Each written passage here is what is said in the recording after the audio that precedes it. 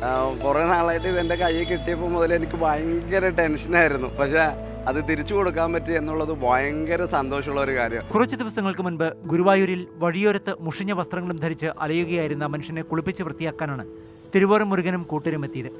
അയാൾ ധരിച്ചിരുന്നത് 6 ഷർട്ടുകൾ. മുഷിഞ്ഞ വസ്ത്രങ്ങൾ ഊരി മാറ്റിയപ്പോൾ അതിലൊന്നിൻ്റെ പോക്കറ്റിൽ പ്ലാസ്റ്റിക് കവറിലാക്കി ഒരു ഐഫോൺ. നോക്കിയപ്പോൾ ഫോൺ സ്വിച്ച് ഓൺ ആകുന്നുണ്ട്. പാസ്വേഡ് ഇല്ലാതെ തുറക്കാനാകില്ല. ഓൺ ചെയ്യുമ്പോൾ വാൾപേപ്പറായി തെളിയുന്നത് ദമ്പതികളുടെ ചിത്രം. പിറ്റേന്ന് മുരുകൻ മാതൃഭൂമി ന്യൂസിലെത്തി.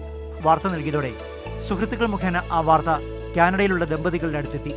ഇന്നലെ ഇവരുടെ ബന്ധുവിന് കളമശ്ശേരി പോലീസ് സ്റ്റേഷനിൽ വെച്ച് ഫോൺ കൈമാറി. നാട്ടിലെത്തി തിരിച്ചു പോകുന്നതിന് തലേന്നാണ് കളമശ്ശേരി സ്വദേശികളായ ദമ്പതികളുടെ ഫോൺ നഷ്ടപ്പെട്ടത്. ഇടപ്പള്ളിയിൽ മാളിൽ നിന്നിറങ്ങിയപ്പോഴാണ് ഫോൺ നഷ്ടപ്പെട്ട വിവരം അറിഞ്ഞത്. പിറ്റേന്ന് പോകാനുള്ള തിരക്കായതിനാൽ പോലീസ് സ്റ്റേഷനിൽ പരാതി നൽകിയതുമില്ല.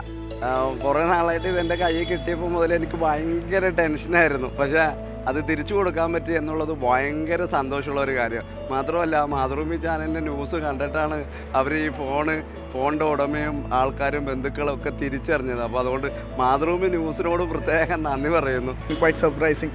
എനിവേ, മുരുകനോട് വളരെ വളരെ ബിഗ് താങ്ക്സ്. ഫോൺ തിരിച്ചെത്തിച്ചു, ആ മനസ്സ് കാണിച്ചതിനും ഈ എഫേർട്ട് എടുത്ത് ഗുരുവായൂരാണെങ്കിലും അത് അവിടെയും ഒന്ന് ട്രൈ ചെയ്തു ഫുള്ളി ഫോൺ ഓണറിനെ ഏൽപ്പിക്കാൻ. വൈകാതെ ഫോൺ ഉടമകളുടെ കയ്യിലെത്തും.